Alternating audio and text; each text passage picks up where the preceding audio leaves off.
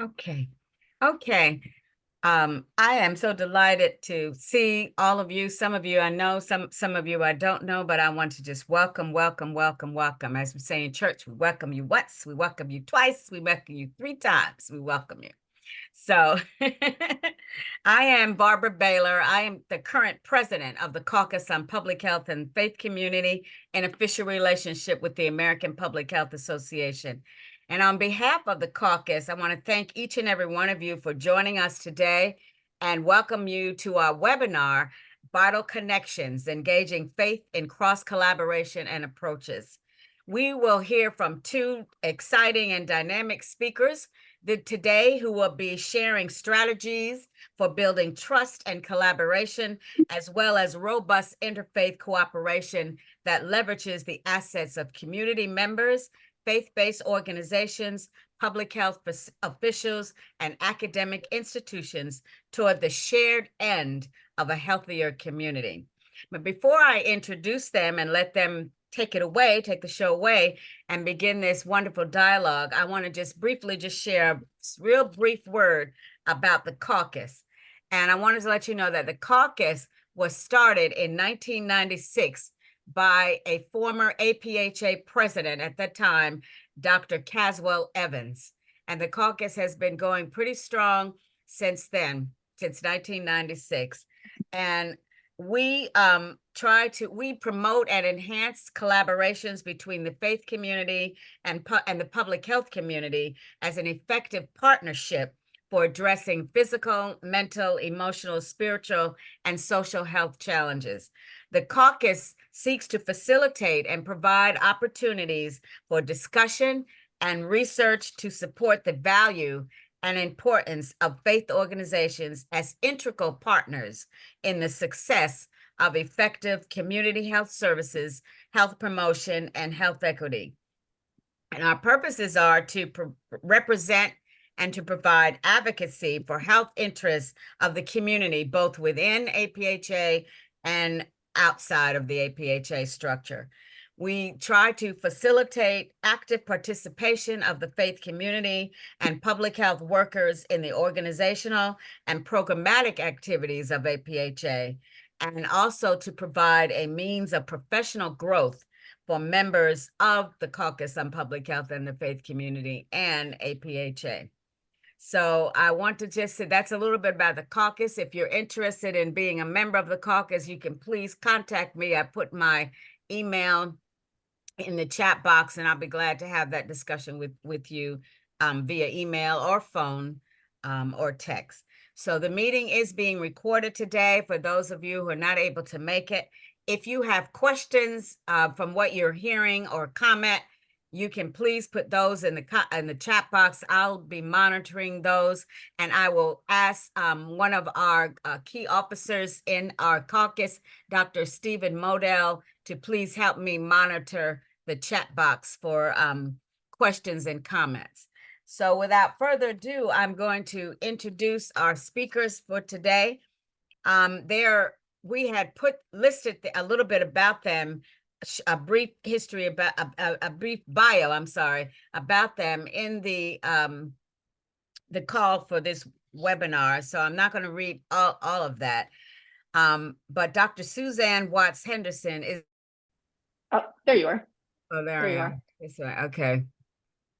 Gonna know what this is. She is the senior director for faith and health at Interfaith America, and she's an ordained disciples minister and New Testament scholar. She has spent 2 decades in higher education, serving most recently as professor and dean of the chapel at Queen's University, where she has led efforts to embed religious pluralism across the campus. She has a PhD from Duke University, and she has earned a BA in English. And she has spent time at Princeton Seminary, and she does have a Master's of Divinity degree, and she is married to her spouse, Bob, and she lives in Charlotte, right? I don't know why I thought you lived in Florida all this time.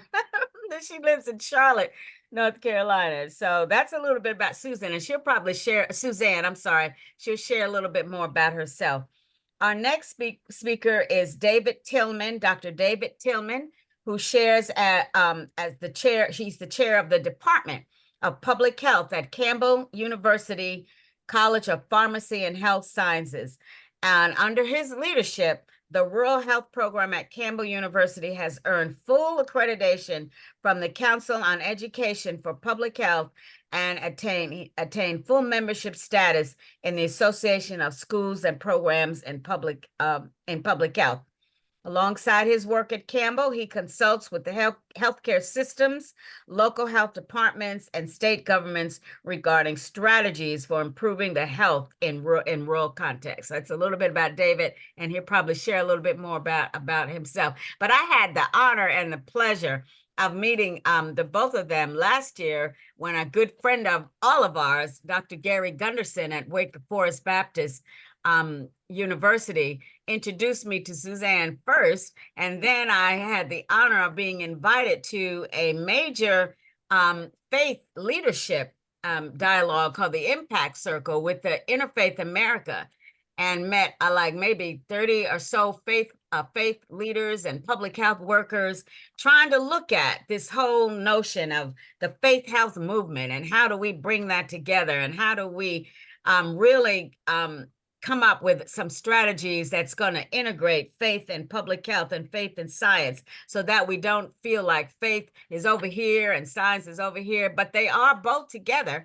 And we really are trying to do the best job we both can of helping people to have live long, healthy lives. So I met the both of them and David and just had the most wonderful time with the both of them. So it was when it came time to think about this, thought about these two people. And Suzanne said, what about David? I said, yes, David, yes. And he has a wonderful model that he's going to share with you. And so without further ado, I'm going to let them take it away. And if you have questions, put in your chat box or comments. Thank you, Suzanne. Thank you, David. Welcome to the caucus. Thank you. Thank you so much, Barbara, and members of the caucus for your just gracious hospitality in including us in this conversation. David and I are thrilled to be here. I think I can speak for him on that front. And we really look forward to a pretty robust conversation with you all. So we hope you will make active use of the chat. We see this conversation as something that is very life-giving and exciting and unfolding. So don't let this hour be the last of it. Let's stay in conversation over time. So I'm just going to take a little bit of time because Barbara said most people have no clue what Interfaith America is and why in the world we find ourselves in the faith and health space. I'm going to walk you through just a little bit about who we are, what we do, and particularly what our aims are in the faith and health space. So let me make sure I get my screen shared.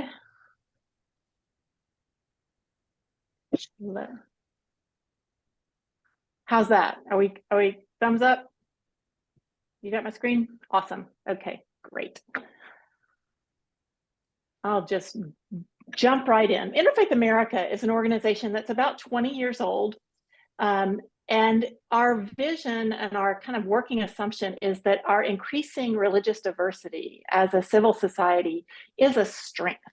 So some people see in this divided time diversity as a wedge. We see religious diversity as a foundational American strength, and not just in this time, but over the course of history. And we are working very actively. It's a very active nonprofit organization working to build a nation that achieves the promise of religious diversity for the common good. So we engage people of all faith traditions and worldviews, including the nones, the growing sector of our population that does not have a particular religious tradition they identify with. But we really believe that tapping into those diverse identities and communities and engaging them fruitfully across difference can really strengthen the social fabric of our nation. So to do that, we try to every day live out this mission that really hinges on three important verbs.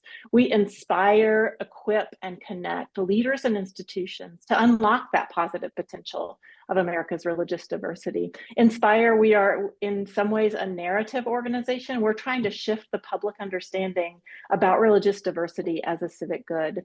We do tons of equipping of folks through workshops and webinars, and the equipping really revolves around moving from tolerance with respect to diversity to active and fruitful engagement across difference. So that's about recognizing important differences, but it's also about building common ground. In many ways, we are a bridge building organization at the core.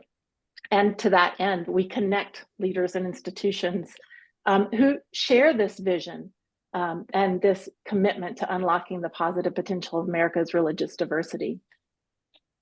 And within the faith and health sector, as one dimension of our civil society, and really a super important one, we have identified over the last 2 to 3 years a real growing opportunity not to begin faith and health work. You all have been doing that, many of you, for decades, but to bring folks together to think, as Barbara signaled, think strategically about how we can help shift this question of faith and health from the margins to the mainstream.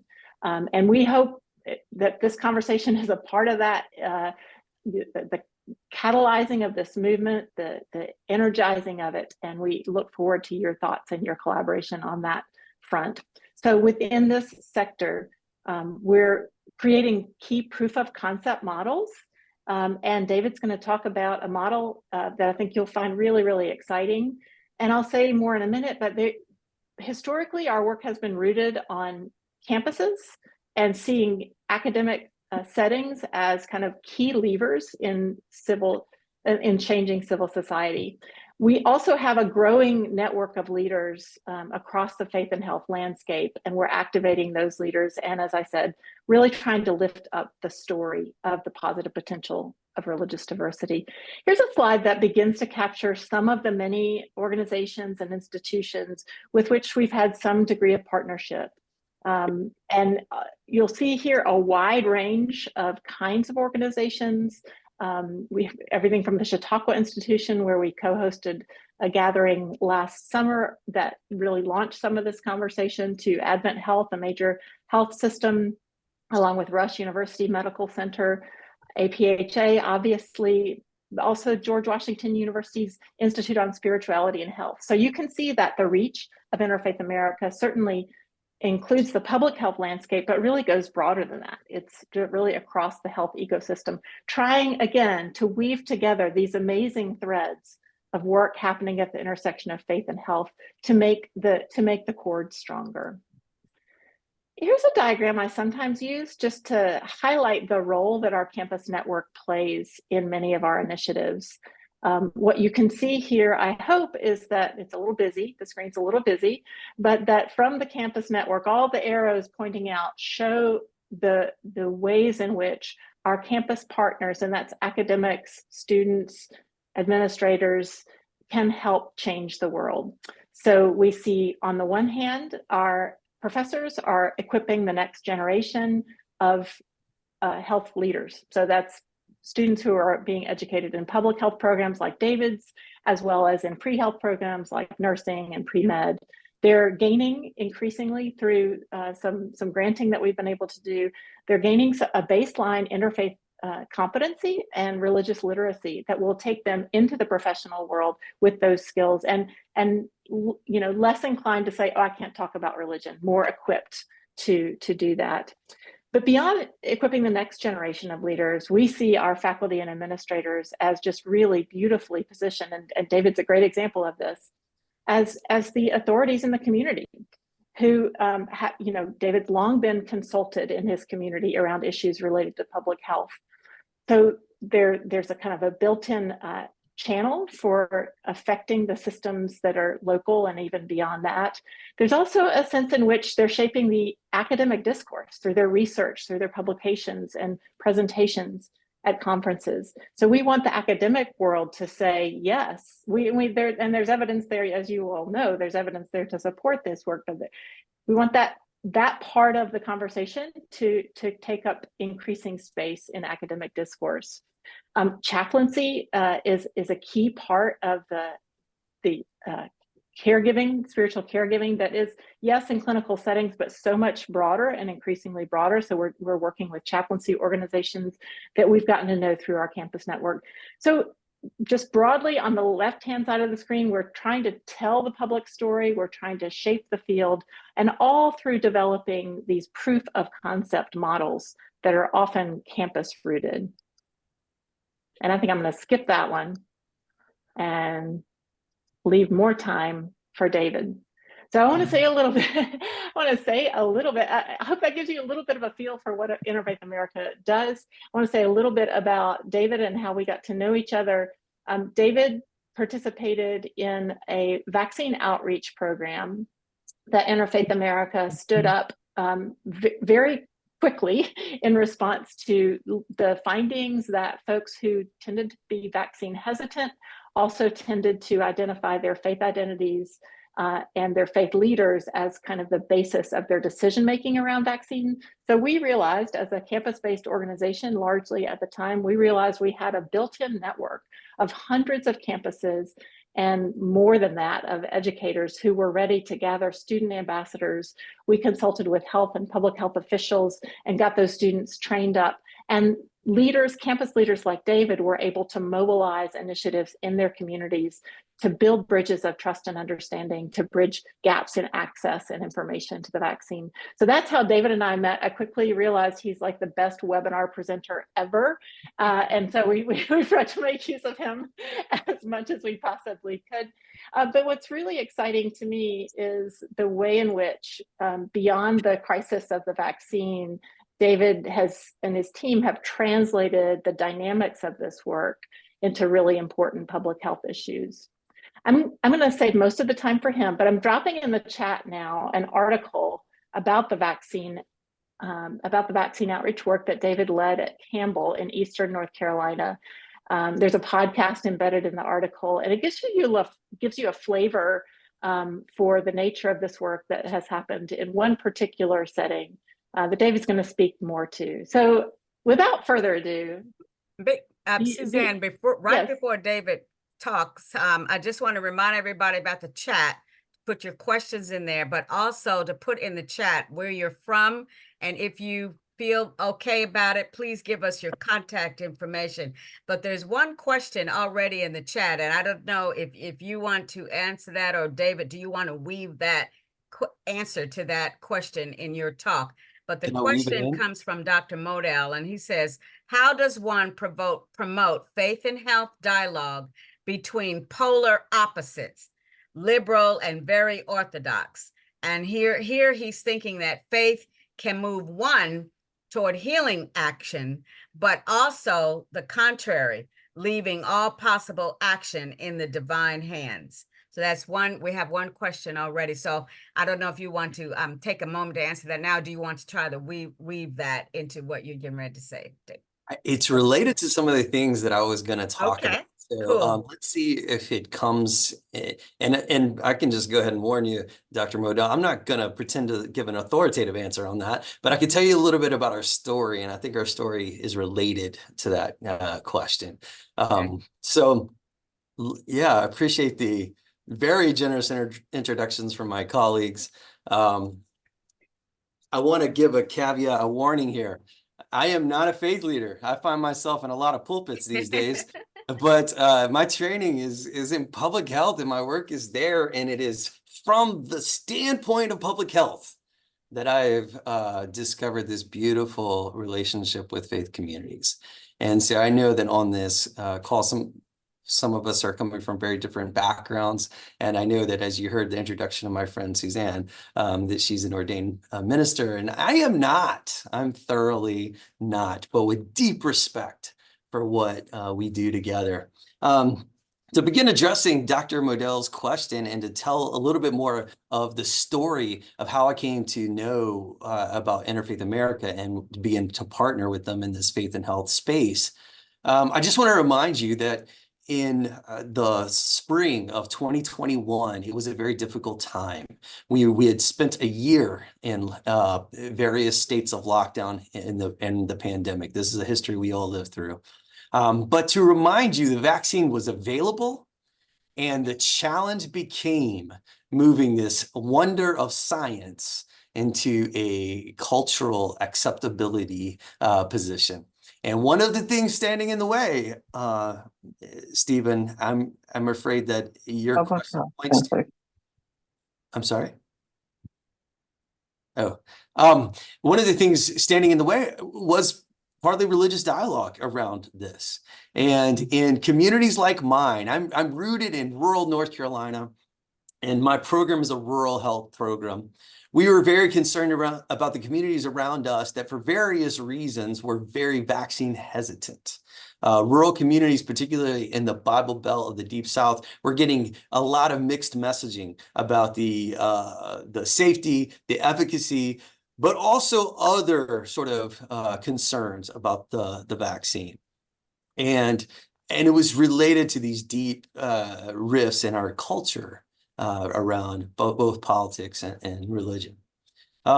Into that space, a colleague of mine, Dr. Amy Hinkleman, who's an immunologist in our med school, we began working with the local tribe. At that time, it was a national story, as you just saw in my previous slide, that folks who are American Indian were some of the least likely people to be vaccinated. At the same time, they were having 3 or 4 times the likelihood of contracting COVID-19, being hospitalized with COVID-19, and dying from COVID-19. So it was a crucial public health equity issue to address. And the Coharie tribe, I'm ashamed to admit that in the 10 years that I'd been with the public health program at that point here at Campbell University, we had no relationship with them, even though they were in our backyard. And so as a part of this, we purchased some coffees at Starbucks with some tribal leaders and said, can we talk about how we might come alongside you and respond to this need? And Dr. Hinkleman and I started doing some Q&As in the tribal center. We helped the tribe secure some grant funds to host this. And we were hosting meetings like the one that you see right here, talking about the vaccine in a way that we hoped would be approachable for folks. And it went very well. We built some nice relationships with the tribe. However, the tribal leaders said, if you really want to get to our community, you have to understand how important the churches are to our community. Well, about that same time, Interfaith America was launching this Faith in the Vaccine effort that you just heard Suzanne mention, which was providing mini grant funds to campuses doing outreach into faith communities.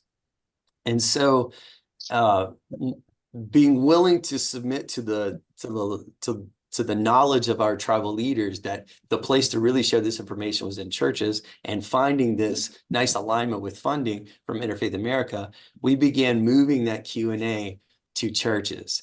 And the audiences were much larger. The audiences were much more interesting. The questions were all over the place, and the relationship deepened. All of the things I just said were important, not just for COVID vaccine, but for thinking about the conditions of health moving forward. And what we learned in working with the faith leaders is that there was an incredible opportunity if we approach it from a position of partnership, to share information, and also to allow faith leaders to help us understand what the community needs. And so we began doing these Q&As at homecomings and at Wednesday nights, and we would provide food and those kind of things. And it was just a great opportunity to begin to get to know the community. It was celebrated. The tribe really appreciated the work. The churches appreciated the work, such that it grew into much more than just COVID vaccine outreach. Here are a few pictures of what the next step in the relationship began to look like. And I'm telling this story at the beginning just to sort of give a picture of where I'm coming from.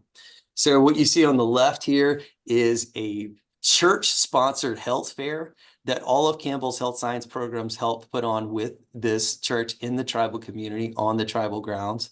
This church helped us leverage their network to get the word out. And our nursing program, PT program, PA program, med, pharmacy, public health, we were all on hand to do this health fair that was sponsored by a church there. From that, the picture in the top right is from the powwow. the most important event of the calendar for the Coharie folks is this powwow. And we had been for the past couple of years invited to be participants in the powwow. And this past year, we were invited to actually host a health fair at the powwow for the first time in the tribe's history. And what you see at the bottom is another event helping to support kids within the tribe with a buddy backpack kind of initiative that they reached out to us and they said, hey, could you partner? My favorite invitation from the tribe as a result of this work came when the sorghum was coming in. And the tribe raises sorghum, and it's a part of their cultural history as well as a way to share their story, to share a sorghum syrup with folks. And sorghum is a tricky crop because when it's ready, and you've got to respond then to get the sugar out of the stalks. And they didn't have enough laborers, and so in a very biblical moment, the harvest was ready, but the laborers were few. And I get a text from one of my contacts at the tribe and said, hey, do you think that any of your students or faculty would be able to come out and help us harvest this sorghum? And to my delight, some of our students were able to respond to the call and participate literally in the fields. Why do I share this? Because it ultimately resulted in last spring, my class having class at the tribal grounds. And you see here, Greg Jacobs, who's the tribal administrator for the Coharie, teaching my class about indigenous health ways. And one of the things that Greg was sharing is that there's medicine in the river, the Great Coharie River, and that there's medicine in the field and the food it provides, and that there's medicine in the songs and the drums, and that there's medicine in the coming together. And I'm telling you, I saw a lot of public health type people on this, so I'm sure you're very aware. The Surgeon General's report last year is an imperative to us to take connection seriously. And what my students heard was a community of people that against all odds has maintained connection against so many powerful forces trying to eliminate connection, maintaining that connection. And one of the things that I have as a question for this group is when we talk about faith and health, what exactly do we want from faith communities? What exactly are we hoping for? Because I'm going to admit to you a challenge in history from our discipline. I think public health folks like me oftentimes approached churches with an extractive mindset. What can you give us a place to meet in the community? Can we use your fellowship hall? Can we use your chairs and your tables? Can we use your bulletins to put our flyers about some health promotion thing? Can we leverage the trust that you have in the community that we don't have in science or medicine or government? And I don't think that's a very fair way to approach it, and it's not a very helpful way. And I have a feeling that some of our faith communities don't respond to our calls any longer because of that. The reality is that the knowledge in the world, this is the first slide that I use with my students to teach my rural health class. And mainstream knowledge is the stuff we teach in classes like mine. And the reality is it has the most political power. By the way, this is not my graph. This came from a group called Data Center. The mainstream knowledge has the most political power. It shows up in journal articles and in white papers and in webinars like this. It is very influential and important knowledge. I run a grad program. I obviously think mainstream knowledge is important. However, I will draw your attention to the fact that the bottom of this pyramid represents the largest area in the pyramid, to suggest that actually the greatest amount of knowledge in the world is experiential, cultural, and spiritual knowledge. And to the extent that we fail to solve the wicked problems of public health, I think a lot of it has to do with failing to access the knowledge that is in this part of that pyramid. How could this knowledge improve community health? How do we move to a model where mainstream knowledge comes alongside experiential knowledge and cultural and spiritual knowledge to shape policy, to shape programming in legitimate ways? I began working with, this is a picture of me meeting with pastors, meeting with rural clergy. And in service to that vision, I began working with these rural clergy fellows to understand how to use community health assessments in their community, to read them, to participate in the community health assessment process, to use the data from their local community health assessments to write grants, to seek grants that they might be able to provide services and come alongside other agencies in providing services in their community. Why? Because we need their knowledge helping to shape these programs. However, mainstream knowledge about what are community health assessments, what's the data that's available, all of that was being held by public health people. So it's capacity building investments into faith and health that I think is the future of how our work needs to continue to be. I was intrigued by Christy Wick's comment in the chat earlier about that statewide grant in Tennessee that used the word empowering faith leaders. How is it that we actually empower our faith communities, our faith leaders to do the work? And I think capacitation has to be a big part of that, right? We began turning a lot of our attention to working on the overdose crisis after COVID. Getting back to Stephen's question, if there's anything more controversial, perhaps, than COVID and the COVID vaccine, it's how do we build robust responses to overdose and substance use in our communities? And you got to have serious conversations about things like harm reduction. Yes, please, one. Can we please put our phones on mute, please? Because we cannot hear Dr. Tillman. Thank you.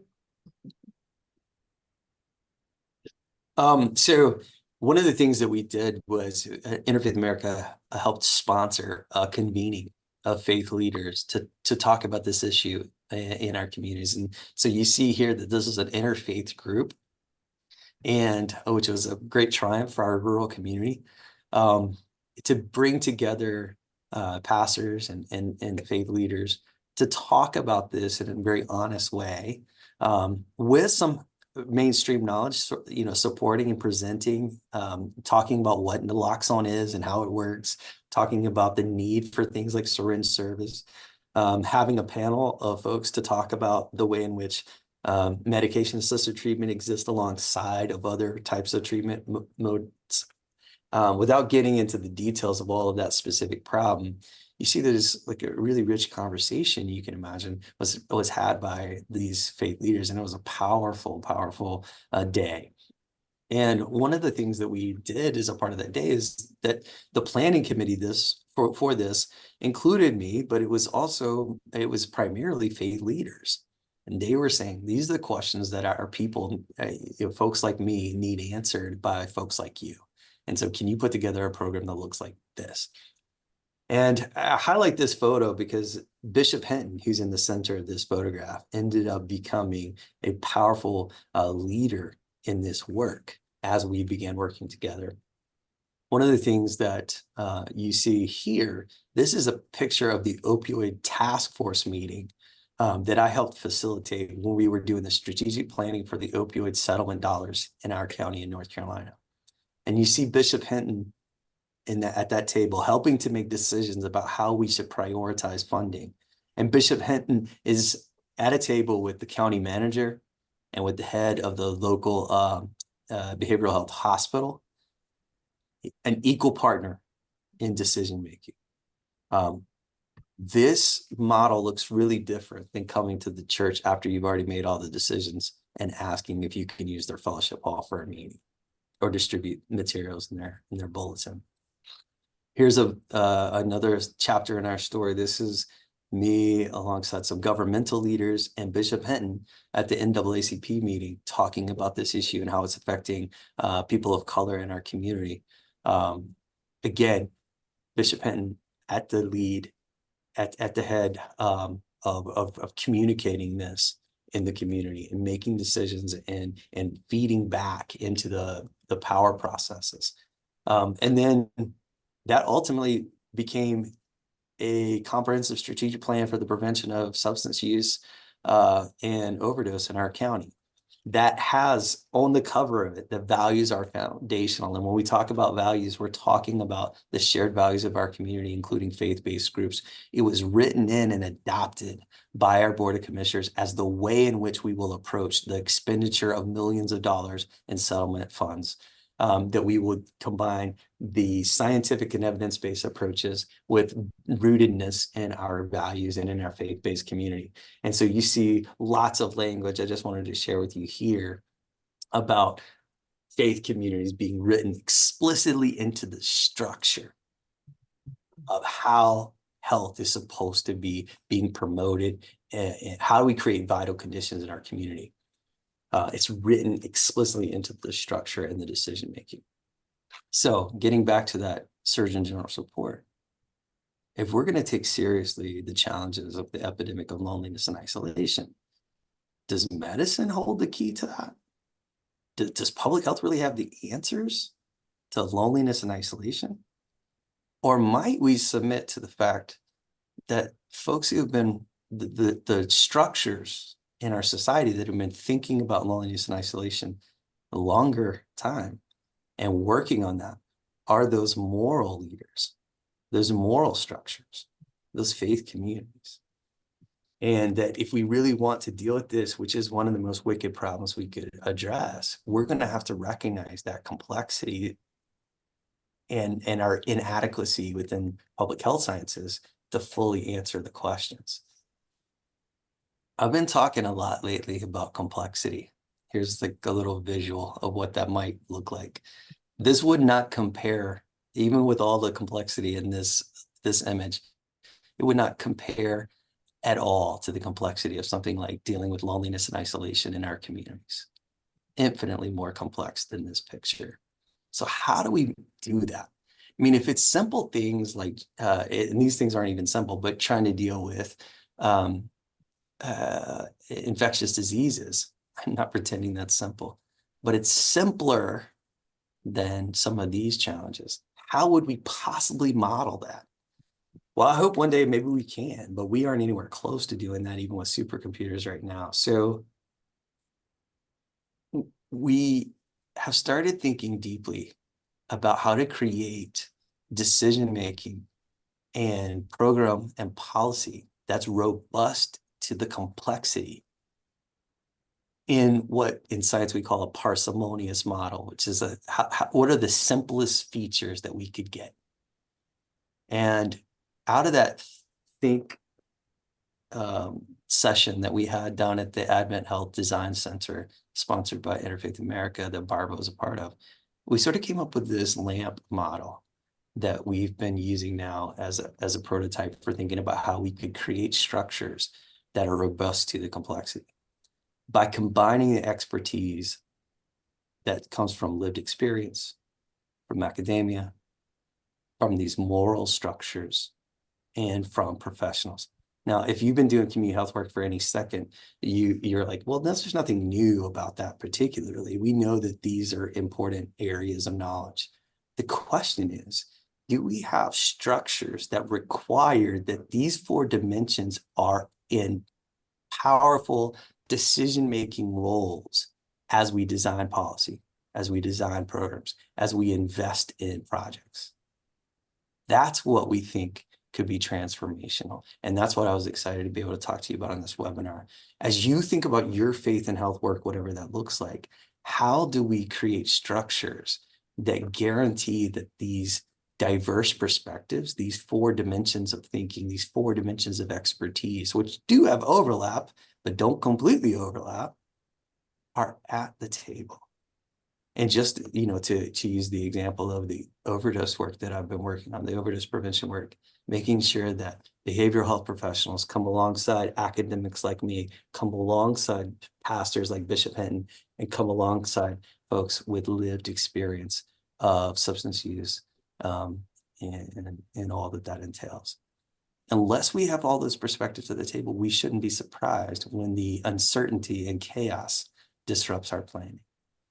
But with these perspectives at the table, I think we can create, we can leverage networks, we can leverage tacit knowledge to be able to be very robust to complexity. All right, That's a little story, and because I'm a geek, a little theory. And then I think Suzanne and I would be delighted to have conversation with all of the experts on this call.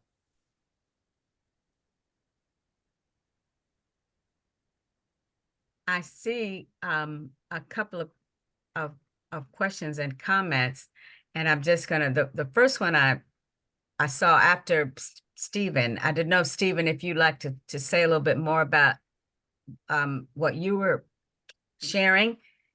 And then I also wanted Dr. Milstein, he was saying that the comment was, in our work, we suggest that public health, in the public health setting, the focus needs to be on health.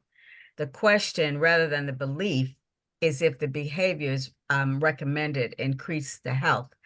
So I didn't know if he wanted to say a little bit more about that, or David, did you and Suzanne have any thoughts on starting with these two questions, Dr. Modell and Dr. Milstein?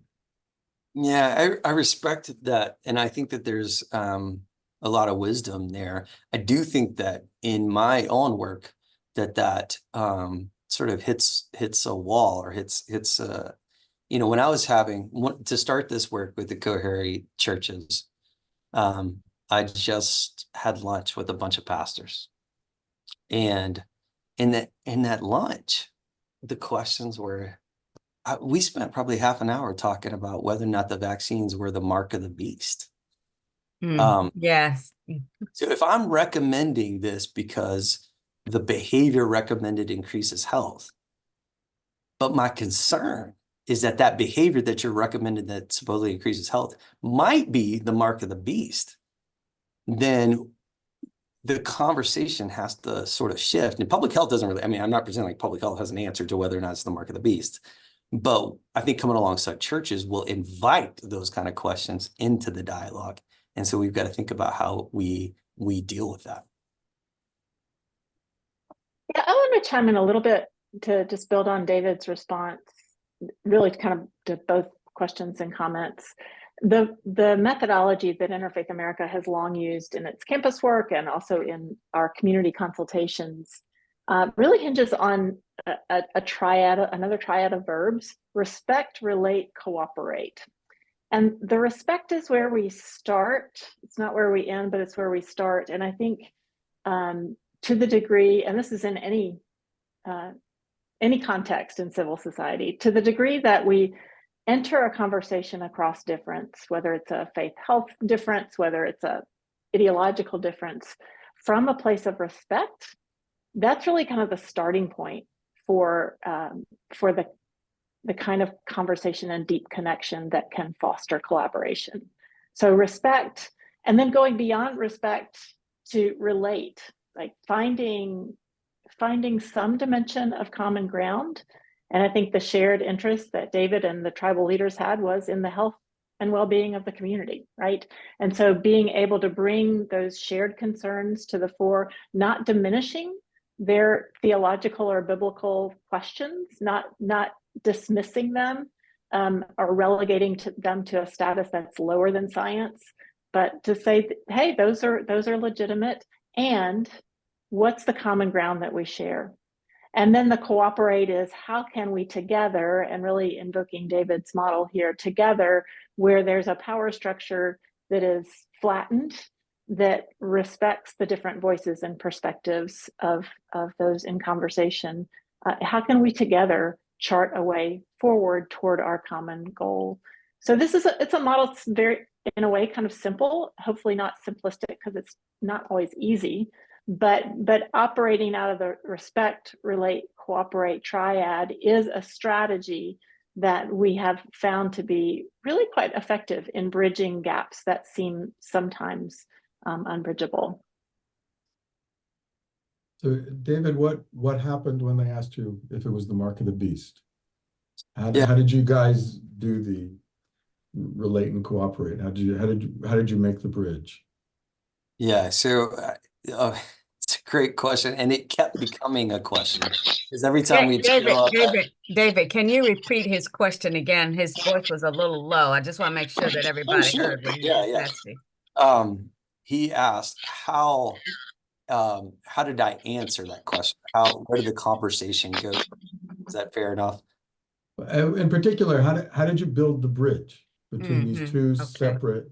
Because you kept the border, you Mhm, kept yourself on the public health side, and yet you needed to bring a bridge to their set of beliefs, and you needed to bring them to the vaccine.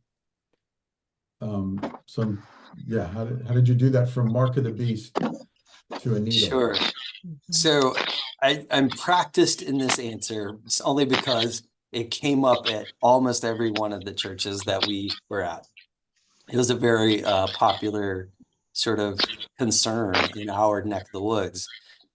And so the way in which I contributed to the conversation is say, I can't answer these types of questions from my science that I teach my students, but I can tell you that throughout history, the church has been worried about a lot of things being the mark of the beast.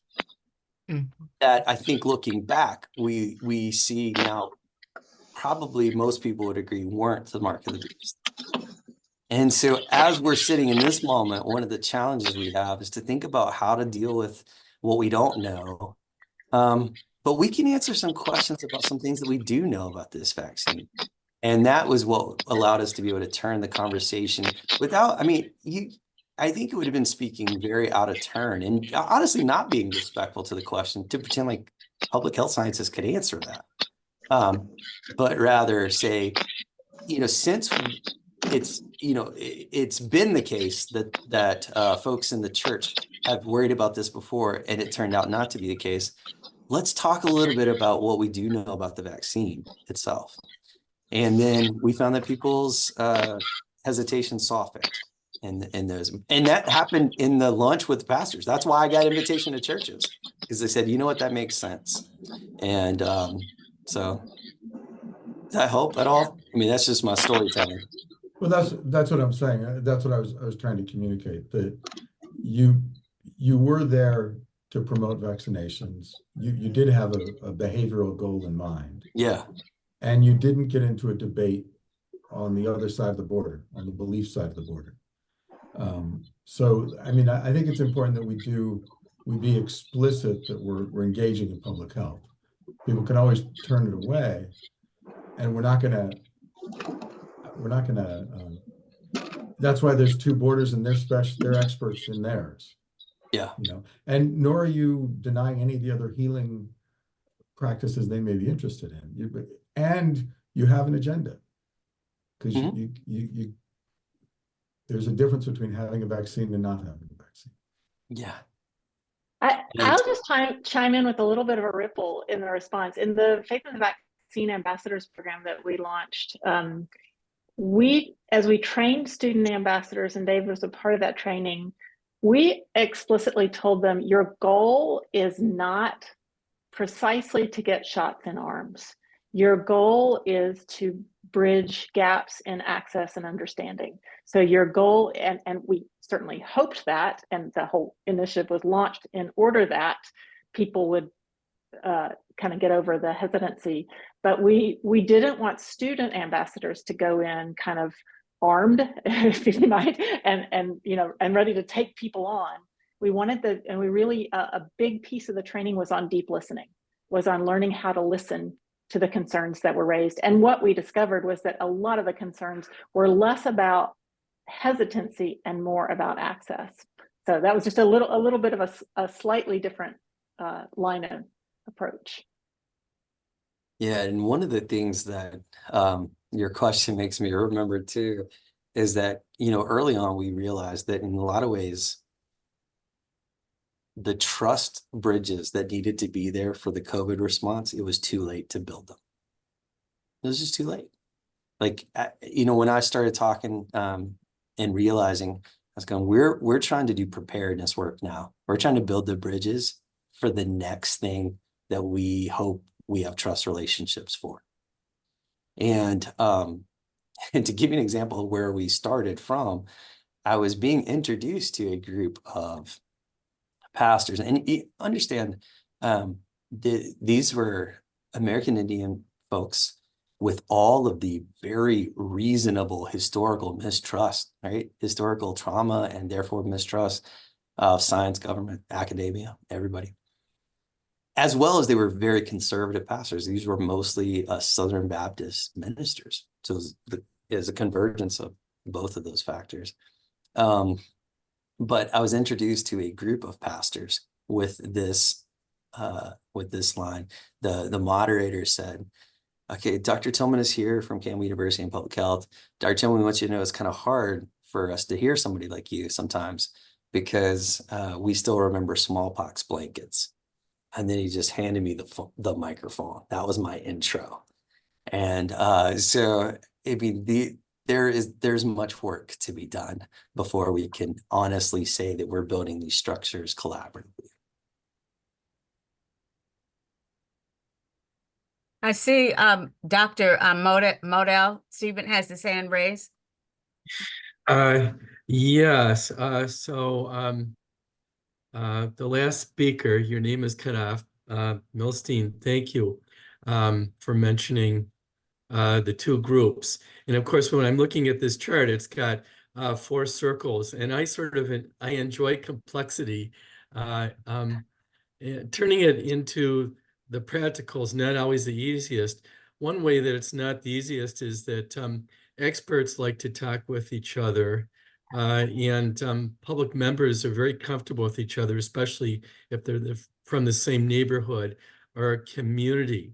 And have you found it easiest to merge the 4 circles by taking expert information and translating it to the community, or in some way through time getting the 2 groups together, the experts and the lay people?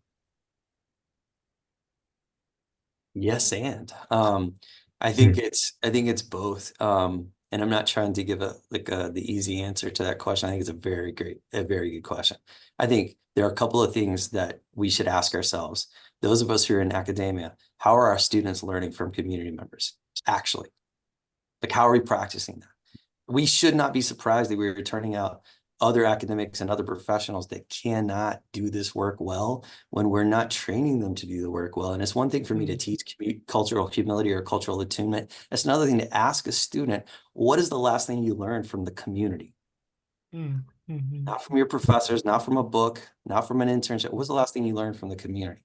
And so we are making it a concerted effort across our program to have opportunity to hear from people with lived experience, from the practical professional experience, as well as moral expertise in the community, to teach our classes, to listen to their viewpoints, to have class out in the community so that they could observe the actual community processes. At the same time, working very diligently to try to translate our work. One of the happiest accidents of my life is that Suzanne in Interfaith America brought me into deep contact with Amy Hinkleman.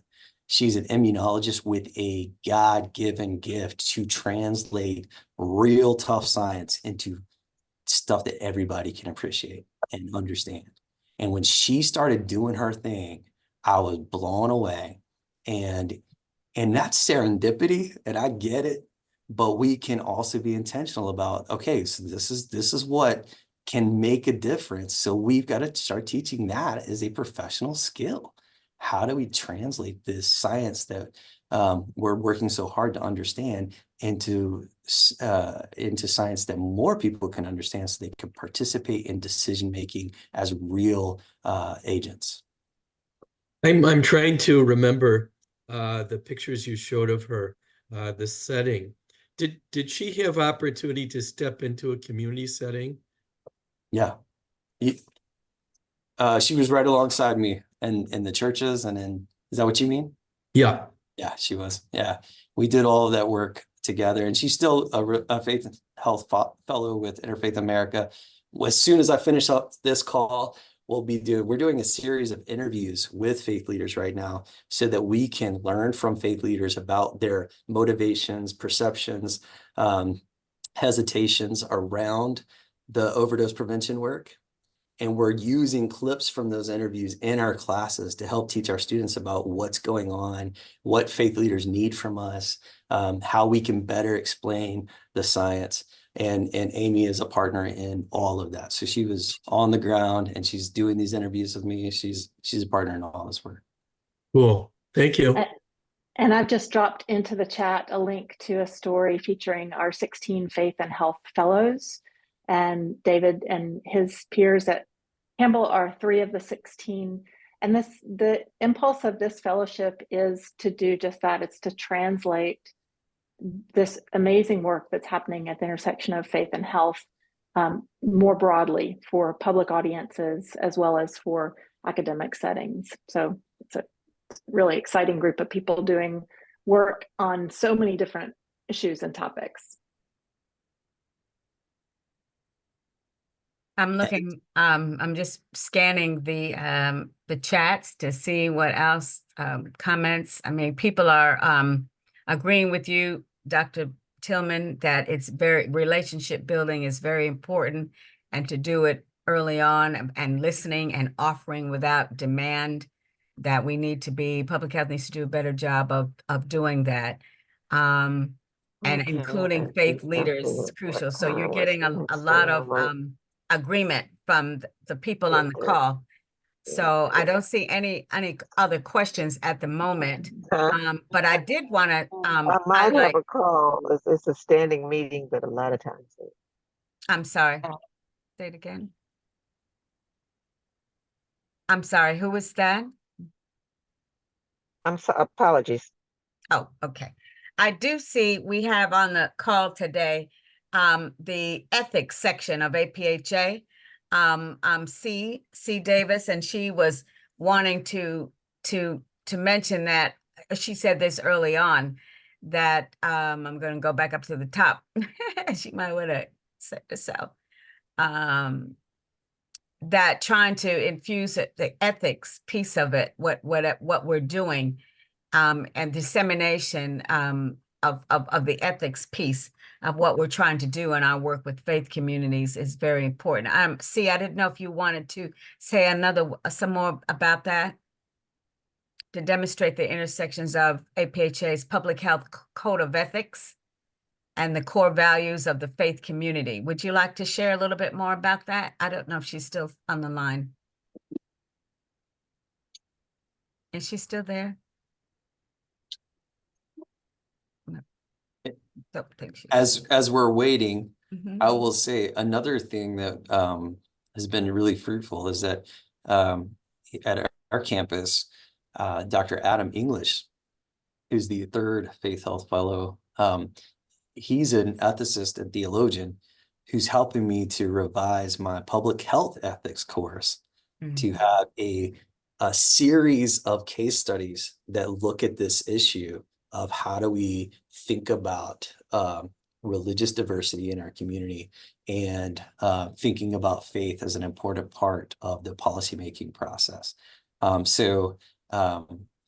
could not agree more with the comment that this is related to the work of ethics and public health. And then your comment, you'd love to get in touch with Amy. Yes, she would. She's fantastic. So I could not recommend that more highly. Happy to connect you. And you're catching a little bit of a glimpse of what I think is what works about our strategy at Interfaith America, is that we find people like Adam and his peers at Campbell, and we give them a little funding to help support what they're hoping to do anyway.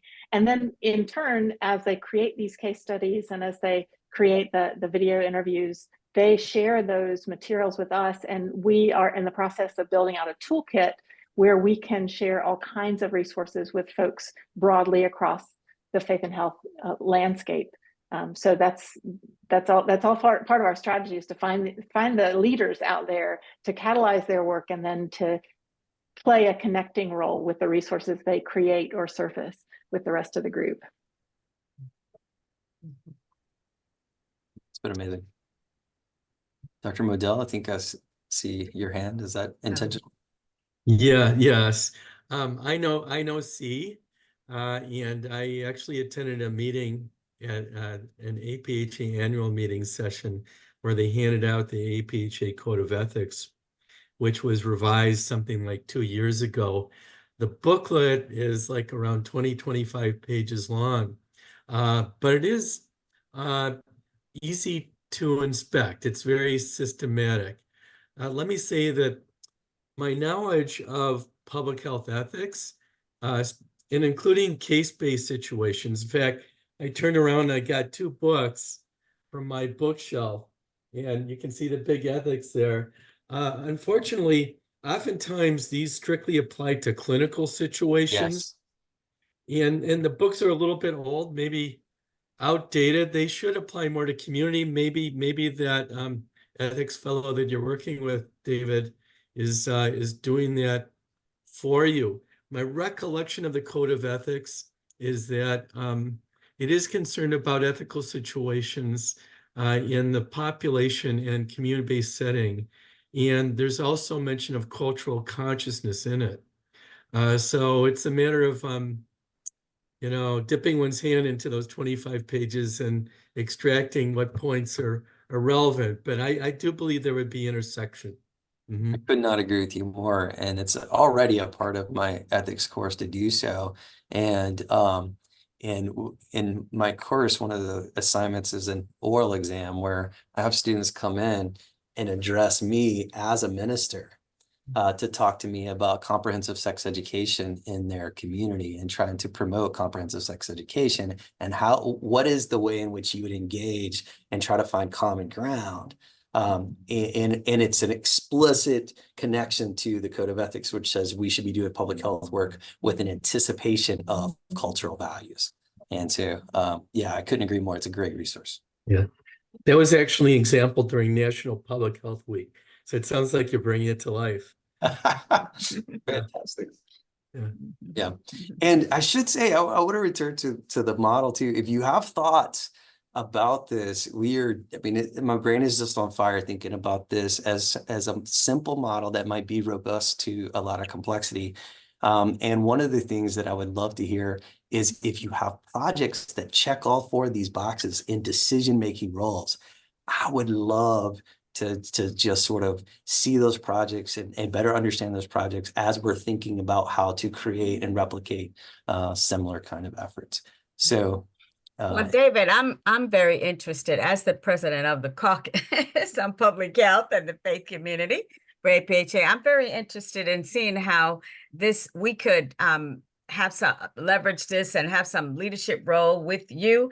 The caucus, what role can the caucus play to help you roll this out? Is there something that we can do at APHA? Is there something that we maybe have a part 2 of this webinar for to come and just really talk about and hear people's thoughts and stories on how they could help you roll this out? Because I could see the caucus having some role to help you do that.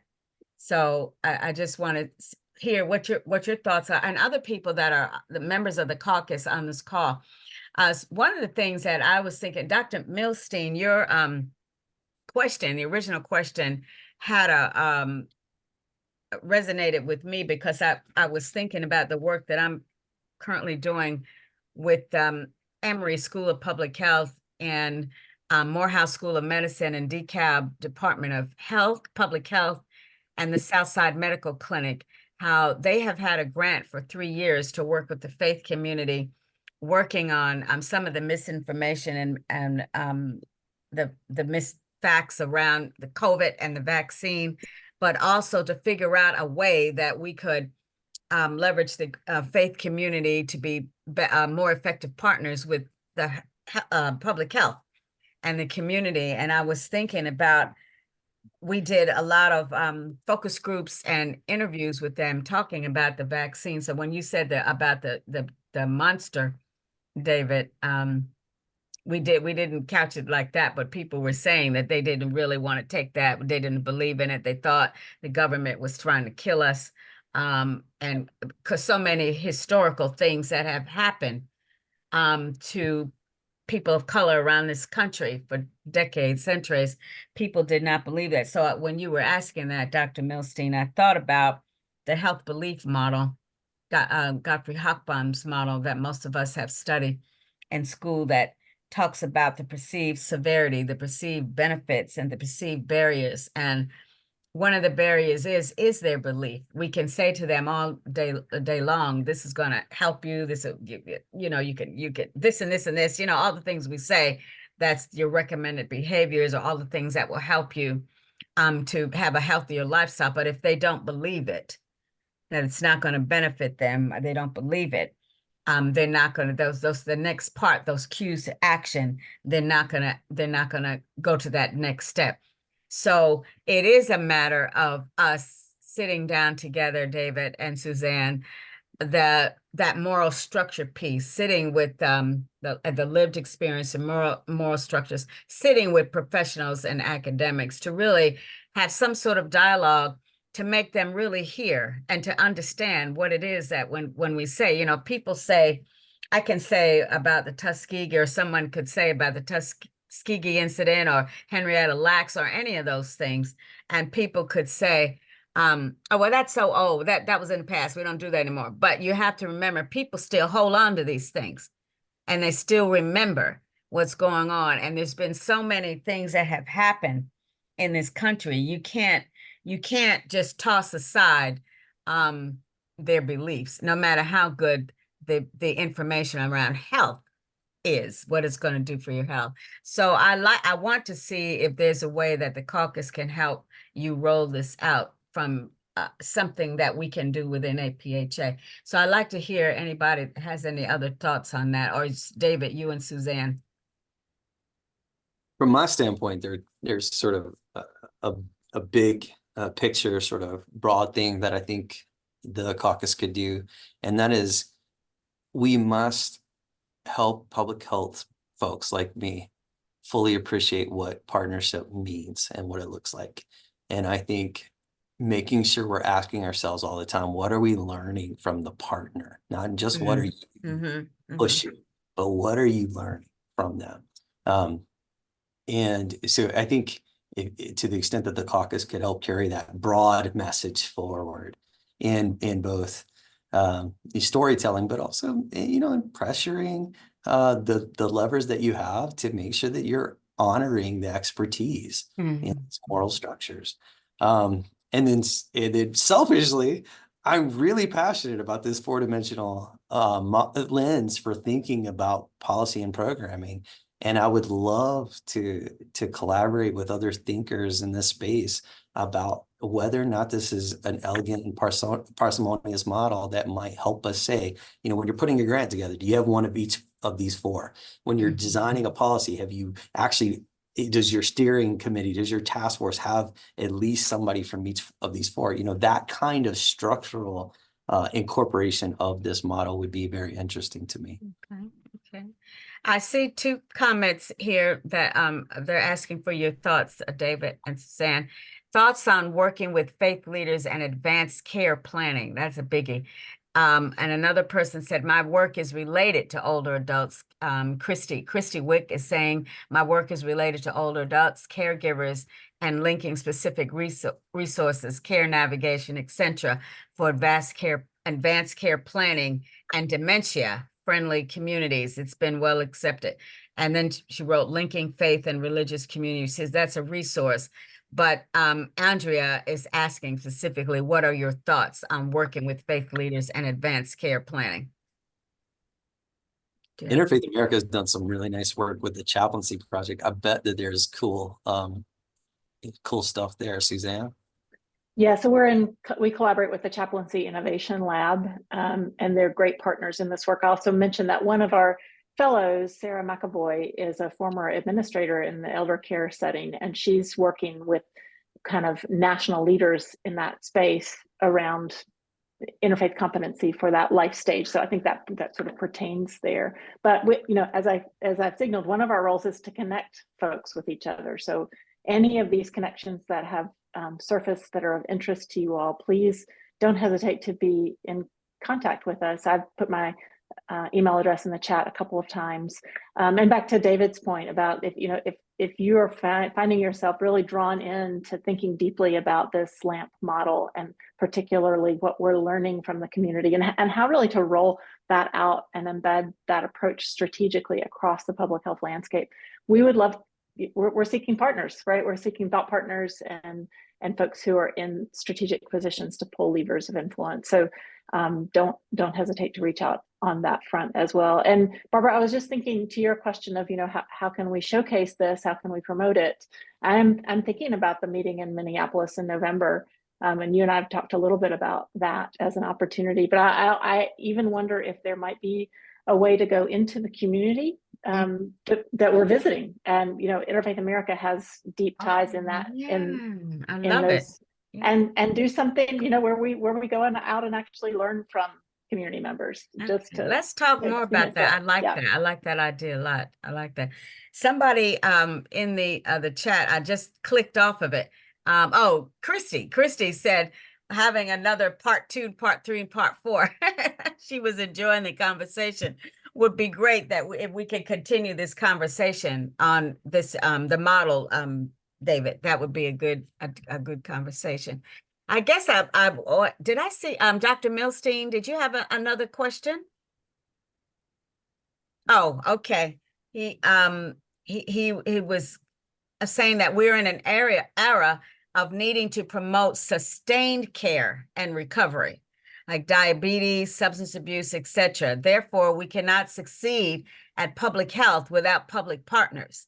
There are over 300,000 congregations in the United States, 300,000 doors to knock on, and communities with whom to share these burdens. I didn't know if you wanted to make a comment back, David, to that, or Dr. Milstein, that you have something else you wanted to say, or Suzanne, or anybody to that. But I hearted it. It's just exactly right. And figuring out, I think Dr. Modell asked the question earlier, is it a practical problem to try to accomplish this? And it is. I mean, it's going to be challenging. But I think solving the foundational issues of having these 4 areas of expertise more powerfully shaping our programming and our policy, solving that challenge is easier than solving the overdose epidemic, for instance. And so let's pour some real work into seeing if we can do this, and 300,000 doors is a start. We are approaching our ending time, but I did want to ask Suzanne and David if they would like to if they have some thoughts. What do you hear? What have you heard, or what have you said when people say we should not be integrating faith and health, but we need to keep them separate? Have you heard that before? I have. I'm interested in hearing what you have heard. That we don't need to be, that they're very different. We just need to keep them separate. We don't need to be integrating them. I'll chime in and say, maybe it's my life stage. I'm just kind of done with trying to convince people, just kind of in a frontal kind of way. And no, I'm pretty serious about this. What I'm finding in this role, and in this work that I've been doing now for 3 years, hello, is that there are so many folks who are eager to bridge the faith-health divide, that's where my energy goes. And I think there's a sense in which we're setting up these proof of concept models. David's example is a great one that kind of make the case for us, right? So storytelling is I'm sorry, someone is not muted. Barbara, can you mute her? I don't know who is it. I think it's Patricia. Patricia? Okay. Anyway, sorry. So David, how about you? Yeah, so some of you may know this, none of my students do, but I show my students a clip from the movie Contact with Jodie Foster. I don't know if you have any context for that movie, but she is a scientist who, the long story short is that the US is trying to select a representative to represent Earth to an alien life force. And she's a great candidate. And right before she's approved, the hearing committee one of the members asked her, "Do you believe in God?" And her response is, "Well, I don't know if that's relevant. You know, as a scientist, there's no way for me to prove that, and I don't think it's that important." And there was an awkwardness in the room, and the questioner goes, and he starts to rattle off statistics about what faith means to humans. And I share that with my students because regardless of where you're coming from on this, if you're interested in the public part of public health, then you're interested in faith. You have to be. Because Yes, it's yes, important. yes. It's important to people. And we've got to figure out ways to honor that in our communities. And so long as it's important to the public, it's important to public health. I like that. Much better answer. And I keep saying it, I keep saying Interfaith America is a partner, Interfaith America is a partner. I see in the chat that people are asking about how do you get involved. I cannot say enough about the way in which Interfaith America has catalyzed transformation in our campus and our community with their vision for this. So please just look for ways to collaborate with them. You're so generous, David. You're what people like you are what get us up in the morning and really motivate and inspire us. And there were a couple of questions in the chat about calls for applications for fellowships and things like that. Yeah, our landscape is always shifting. We hope that you will get on our mailing list, and so you will know along the yes, we will have upcoming granting opportunities of various sorts and various levels of engagement. But I think hopefully you've gotten a little bit of a feel for our approach and for the joy that lies behind the privilege it is to help strengthen your amazing work. Is your information in the chat, David? I know Suzanne's is. I don't know if yours is in. Before we close out, I want people to see that. I'm happy to provide my email, Please put but your email in the reluctantly chat. so. I am notorious about email. I encourage you to find me on LinkedIn. On LinkedIn, okay. I get much fewer messages on LinkedIn than I get via email, but I will put my email into the chat if you dare. Okay. Yeah, and I also put a link to the LinkedIn group that we've just started as a first step toward building collaboration across our network. And this will be a place where we will always share our granting opportunities as well. Well, I just want to say to my fellow caucus members who help do planning with me that I would like for us to really soon, quickly, because we're now in the throes of doing the planning for APHA in Minneapolis. If you have thoughts or ideas or suggestions, so please start sending them to me so that we can think about how we want to consider continuing to work with Dr. Tillman and Dr. Henderson on this model, and also around the work that they're both doing with Interfaith America. I also wanted to say, this is about the caucus. Again, if you're interested in being a member of the caucus, just send me an email. I do look at my email. Sometimes I do forget, though, I would say that. But I look at them, and I'll send you back with the membership information and the dues. We are so excited that the caucus recently became a domestic nonprofit organization. So we're excited about that. So we have our tax ID number. And so we're moving in that vein now, so we can start writing our own grants and getting funding. Some of you know already that the caucuses they're in official relationship with APHA, but they all the time do not get some funding that's accorded the sections. So you have to, step out on faith and go to the route of a 501c3. So we're working on that now. So just want to say thank you again for everyone who attended. This is one of our first ones that we did for this year. So I want to thank you so much for joining us.